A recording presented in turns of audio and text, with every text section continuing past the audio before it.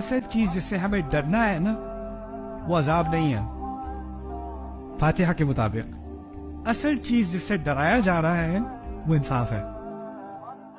وہ انصاف ہے. انہ من سئل یوم القیامۃ فقد ہلک.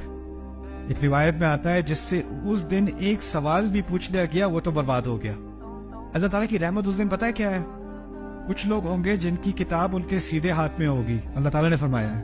اللہ تعالیٰ ہم سب کو اس میں شامل کرے. اللہ تعالیٰ نے کہا ہے فسوف یحاسب حسابا یسیرا. اس کے ساتھ آسان حساب کیا جائے گا.